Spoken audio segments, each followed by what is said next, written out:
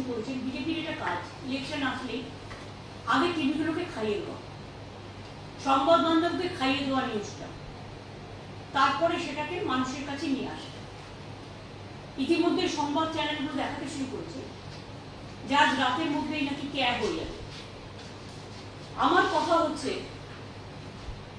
20 সালে ক্যাব আইনটা পাস হয়েছিল, তারপরে বারবার এক্সটেনশন করে আজকে 4 বছর লেগে গেল। নির্বাচনের সময় 2 দিন মাত্র বাকি, নির্বাচনে মাত্র 2-3 দিন, তখনই এটা করার প্রয়োজন পড়ল। তার কারণ এটা একটা রাজনৈতিক পরিকল্পনা। আমরা অপেক্ষা করছিলাম ক্যাব আইনটা অ্যাকচুয়াল কি করেছে। 2 হচ্ছে এখনো পর্যন্ত নোটিফিকেশনটা আমরা পাইনি, নোটিফিকেশনটা কি আছে। 3 হচ্ছে যে রুলসটা করেছে সেই রুলসটা কি বলা আছে। আমি প্রথমেই আপনাদের জানিয়ে রাখি, পুরোটা রিপোর্ট দেখার পর, কাগজ হাতে পাওয়ার পর ডিটেলসটা আমি কালকে হাবড়ার মিটিং থেকে বলবো। আজকে আমি যেটুকু বলতে চাই, যদি কোনো বৈষম্য হয় সেই জিনিস আমরা মানি না। ধর্ম বৈষম্য হোক, বর্ণ বৈষম্য হোক, লিঙ্গ বৈষম্য হোক, মানব জাতির বৈষম্য হোক, এটা আমরা মানি না। 2, আমি মনে করি যে আজকে যাদের বলা হচ্ছে ছেলের হাতের মুয়া, হয়তো একটা বড় জোর ওই 2 দিনে কাউকে তো দিতে পারবে না, জাস্ট শো অফ, জাস্ট একটা ছেলের হাতের মুয়া, লালিপপ, বলবে আপনারা পোর্টালে নাম লিখুন, এরকম কিছু একটা করবে। তা পোর্টালে তো সব ধর্মের লোকেরাই নাম লেখাবে, কিন্তু সেই নাম আদৌ কার্যকরী হবে। আর যদি আজকে ক্যাব করে বলে আপনি নাগরিক, তার মানে কি এতদিন তারা নাগরিক ছিল না? সেই জন্যই কি মতুয়া ভাই বোনদের এবং নমশূদ্রদের আধার কার্ড বাতিল করার চক্রান্ত হয়েছিল? কেন তাদের আধার কার্ড বাতিল করা হচ্ছিল? তার মানে নতুন কিছু করবে, পুরনোটার কোনো গুরুত্ব থাকবে না। আমাদের থিওরি হচ্ছে, আমরা সবসময় বলি আমরা সবাই নাগরিক। আজকে কেউ চাকরি বাকরি করছে, কেউ স্কুলে পড়াশোনা করছে, কেউ জমি জমা কিনে সেখানে দীর্ঘদিন ধরে বসতি তৈরি করেছে, তার মানে সেগুলো কি ভ্যালিড নয়? আইনত কোশ্চেন হবে না তো যে তার মানে আগে যে সুযোগগুলো তারা পেতেন সেটা সব অবৈধ হয়ে যাবে, সেগুলো বৈধ হবে না। একমাত্র ক্যাব বৈধ যদি হয়, তাহলে এতদিন ধরে মানুষ যে সুযোগ পেয়ে আসছিল, তাদের ভোটেই তো প্রধানমন্ত্রী নির্বাচিত হয়েছে, তাদের ভোটেই তো চিফ মিনিস্টার নির্বাচিত হয়েছে, তাদের ভোটেই তো গ্রাম সভা হয়েছে, পঞ্চায়েত সমিতি হয়েছে, জেলা পরিষদ হয়েছে, কর্পোরেশন হয়েছে। তাহলে সেই ভোটের কোনো মূল্য নেই, সেই নাগরিকত্বের কোনো মূল্য নেই। নাগরিকত্ব ভোটের আগে নতুন করে চিন্তা করতে হচ্ছে।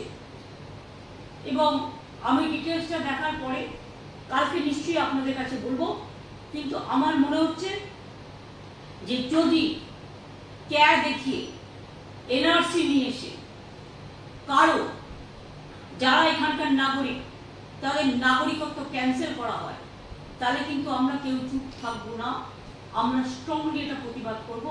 আমরা আগে জানিয়ে গেলাম। 2 হচ্ছে নো এনআরসি, এনআরসি তো আমরা মানতেই পারি না। আর ক্যার নাম করেও কাউকে ডিটেনশন ক্যাম্পে রেখে দেবে, এই চালাকিও আমরা করতে দেবো না। ভোট আজকে আছে, কাল পুড়িয়ে যাবে, আর 2 দিনে কেউ নাগরিকত্ব পাবেও না। এটা লোক দেখানো, জাস্ট প্রতারণা মানুষের সাথে, ছলনা। এতে যদি কেউ খুশি হয় আমি খুশি হব, কিন্তু এতে যদি কেউ দুঃখী হয় আমি দুঃখ পাব। কাজে আমি অপেক্ষা করছি টোটাল আইনটা দেখবার জন্য। এবং আমি এখনো মনে করি আমাদের এখানে যারা আছেন সারা ভারতবর্ষে, যারা ভারতবর্ষে বসবাস করেন, বাংলায় বসবাস করেন, তারা প্রত্যেকে নাগরিক। তাদের নাগরিক অধিকার, তাদের গণতান্ত্রিক অধিকার, তাদের সামাজিক অধিকার, তাদের প্রতিষ্ঠার অধিকার, তাদের ইকোনমিক অধিকার, তাদের ব্যক্তিগত অধিকার, তাদের সম্পত্তির অধিকার সবই থাকবে। এই নতুন আইন কারণ আগেকার অধিকারগুলোকে বাতিল করে দেবে না তো। আমার মাথায় এটা আসছে তার কারণ আগের আইনটা তাই বলা ছিল, এবারের আইনটা কি করছে এটাও আমায় দেখতে হবে। এবং মনে রাখবেন, বাংলা সহ নর্থ ইস্টার্ন রিজিয়নেও এটা কিন্তু খুব সেন্সিটিভ। নতুন করে ইলেকশনের আগে কোনো অশান্তিও এটা আমরা চাই না। পায়ে পা লাগিয়ে কোনো প্ররোচনা বিজেপি সৃষ্টি করুক এটা আমরা চাই না। আমি রমজান মাসের আগে আজকের দিনটাই তাদের বেছে নিতে হয়েছে কেন সেটাও আমি জানি। আমি সবাইকে বলবো খুশির চাপ দেখুন, সানন্দে রোজার মাস পালন করুন। শিবরাত্রি পালন করেছেন, শুভনন্দন, রমজানের মুবারক অনেক, হোলি আসছে, রামনবমী আসছে, নতুন বছর আসছে। সবাইকে আপনাদের শুভনন্দন জানিয়ে বলি যে ভয় পাবেন না, চিন্তা করবেন না। আধার কার্ড যখন বাতিল করা হচ্ছিল আমরা রুখে দাঁড়িয়েছিলাম, এবং আজও যদি কারো অধিকার কেড়ে নেওয়া হয়, মনে রাখবেন তৃণমূল কংগ্রেস একমাত্র রাজনৈতিক দল সর্বপ্রথম সে আওয়াজ তুলবে, আলোড়ন তুলবে। তার মানে সূচনাটা আমি এখনই করে দিয়ে গেলাম, কারণ মধ্যরাত্রে মধ্যগগনে কি ফুল ফুটবে সেটা তো আমরা জানি না। সেই জন্য আগাম বলে গেলাম সন্ধ্যাবেলায়, নতুন সন্ধ্যা শুরু হবার আগে সন্ধ্যা লবণে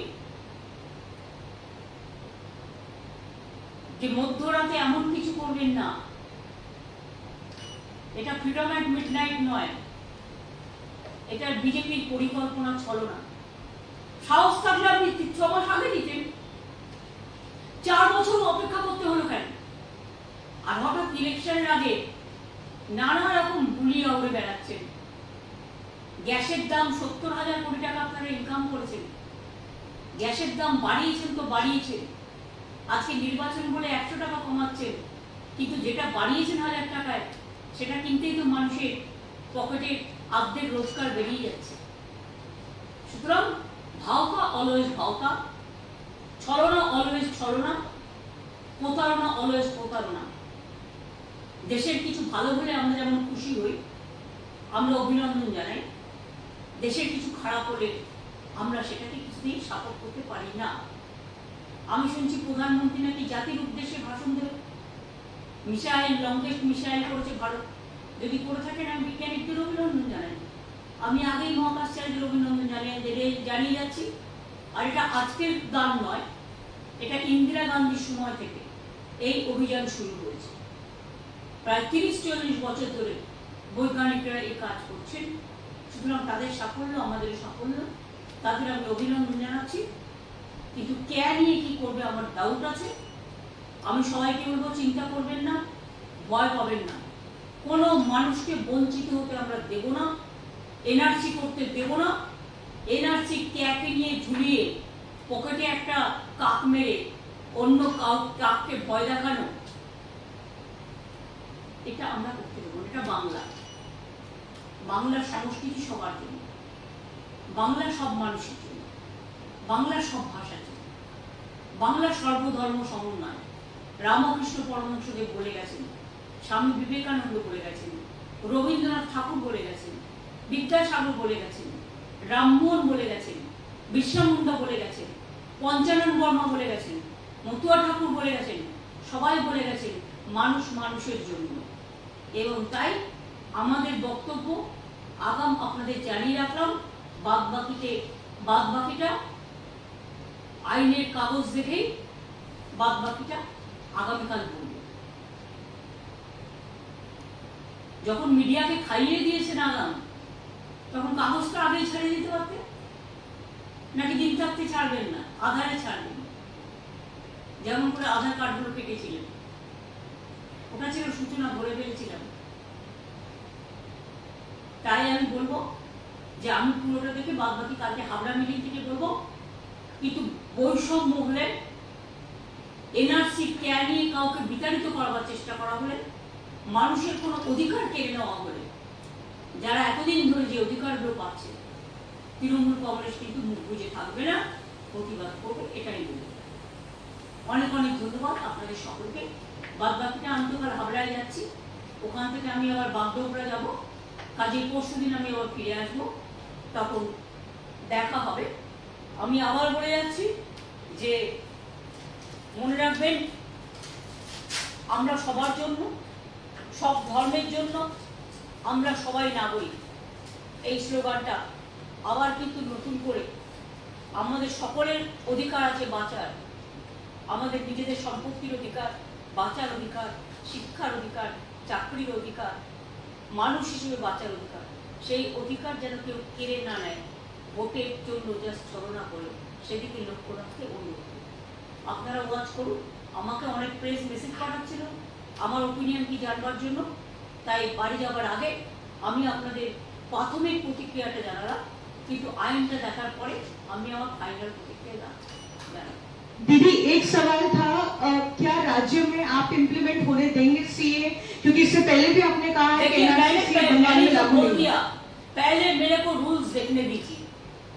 I am just watching the notification, अभी नोटिफिकेशन नहीं निकाला, रूल्स नहीं निकाला।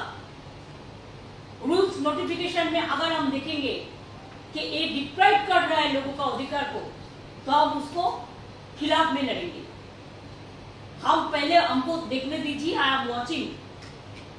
हम जब रूल्स निकालेंगे हम उसको स्टडी करके जो बताना है कल बताएंगे, लेकिन मैं आज बोल दिया कि एक बीजेपी का इलेक्शन पब्लिसिटी है, नथिंग इज तो 2020 साल में एक कानून पास हुआ था, उसका बाद 4 साल बीत गया, लेकिन अभी चुनाव जब आते हैं एक कुछ गाप गप करते हैं, ये भी एक गाप गप है, लेकिन असली पौधा किसी को नहीं मिलेगा।